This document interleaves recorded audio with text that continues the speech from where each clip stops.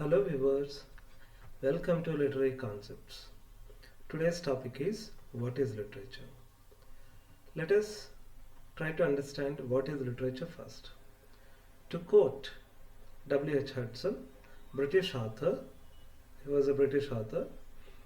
Okay, I quote, literature is a vital record of what men have seen in life, what they have experienced of it, what they have thought and felt about those aspects of it which have the most immediate and enduring interest for all of us.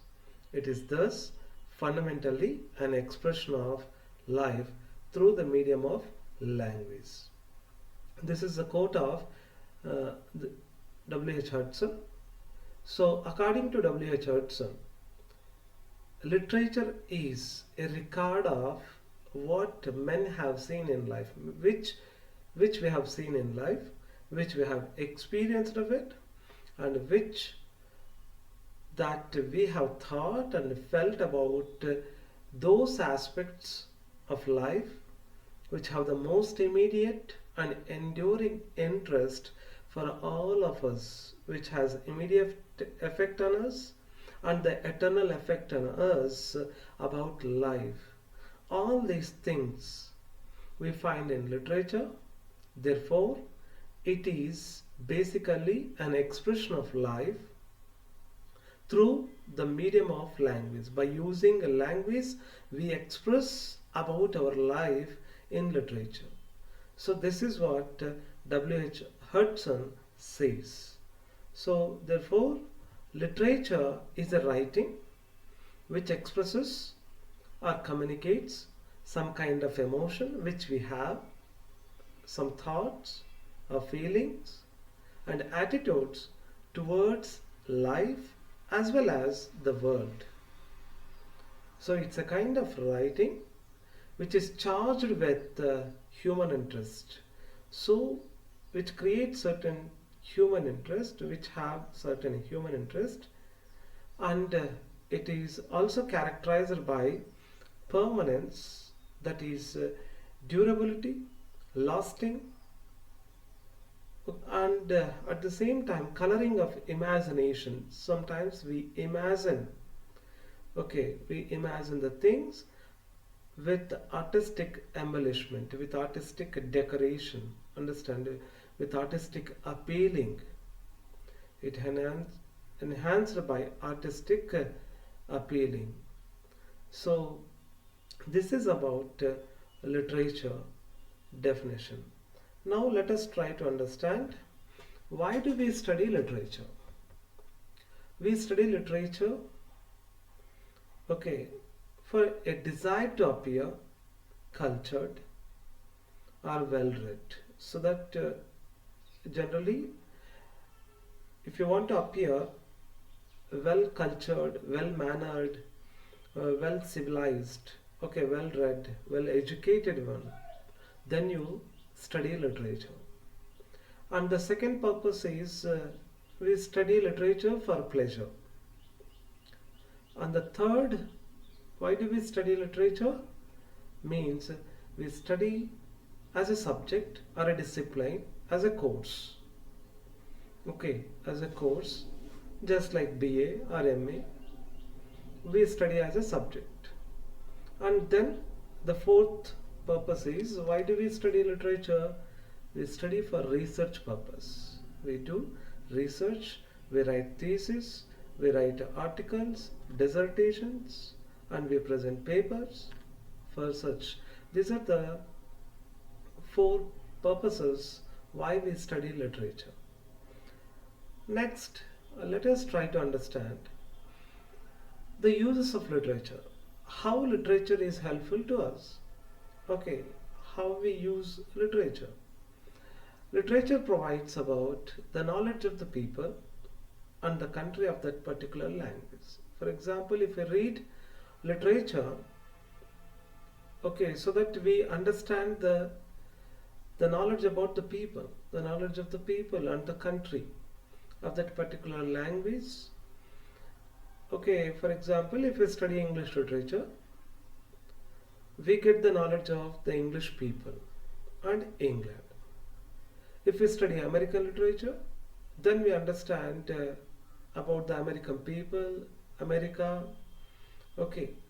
And at the same time, if we study in English literature, then Indian English literature, Indian English literature, then we understand the Indian English, the Indian people and the country, about India. Okay, for example, even regional literatures like Telugu literature, Tamil literature, Kannada literature, if we read, then we understand about the Telugu people and the states of Andhra Pradesh and Telangana. At the same time, if we read Kannada literature, then we understand about Kannadigas and then Karnataka. So, if you read Tamil, like that, if you read literature, you'll understand about that people, culture, and about that particular state or country. Okay, so the second point, through the study of literature, we understand human beings better. So we understand human beings better. We understand people better when we study literature. And the third purpose is we derive enjoyment from literature. If we read literature, we derive enjoyment. We feel happy. Okay, we get some pleasure. Some okay, its nature is primarily an aesthetic pleasure. So we feel that aesthetic pleasure we will derive from reading literature. Then the next is through literature we can understand many other subjects better. We can understand the other subjects also. For example, we can learn history, geography, political science, philosophy through literature. So all these uh, subjects also you will find, and you will get, and you will understand the history, okay, the geographical aspects, the historical aspects, the political aspects, and philosophical aspects by reading literature. Then it broadens our understanding of life. It improves, okay, it develops the way we understand the life, the world, and human nature. It widens our understanding of life. Okay, not only life, even the world and human nature also. And then literature also helps us to understand ourselves better as well as our fellow human beings. We understand ourselves better. We understand our own thinking, our own behavior, our own uh, concept, okay, our own, thoughts about ourselves. We understand better as well as our fellow human beings. For example, uh, okay, here the great Greek philosopher Aristotle used to say that study of literature makes us better human being. So Aristotle, according to Aristotle, if we study literature, so that makes us better human beings. That turns us better human beings. So these are the uses of studying literature. Then let us try to understand the characteristics of literature. Literature should be an interpretation of life. So it is interpreting the life situations, context, different scenarios. Okay, so it interprets, it explains, it goes deep into the life. It makes us partake in the different experience of life. So it makes us to participate, to share the different experiences of life. Then the third characteristic is it provides an opportunity to experience all the different aspects of life. So it gives a chance to experience the different aspects of life. Literature makes us to peep into the minds of many people. So literature makes us to understand the minds of people. And then it also makes us go deep into the human psyche. So we understand the psychology, the psychological aspects of human being. Understand when we read literature, and it has some other qualities like psychological truth, holding the mirror up to the nature, to find originality and mechanical, technical competence, and awareness of moral values.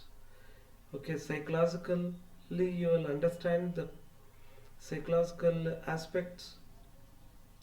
Okay, at the same time, holding the mirror up to the nature means the originality. Okay, you will understand the originality and the technical, the mechanical competences, abilities, and an awareness of moral values. You will also understand the moral values when you read literature. These are the characteristics of literature. Then the methods of studying literature. There are two methods of studying literature: generally, commonly, basical. These are basic methods. They are chronological method, and the second one is comparative method. What is chronological method? So in this method, works of author should be studied in the order in which they were produced. So here we study the author's works, okay, in a sequential order in which they produced according to that, in a sequential order, in a in a particular method we read, okay, we understand. It helps us to know the growth and development of mind and art of the author concerned. So when we read the author's works in a sequential order like 1, 2, 3, 4, then we understand how the author developed and his art, how he improved. So we understand his development, the author's development, and his artistic development also. So that is how the chronological method helps us to understand the, okay, literature and the works of author.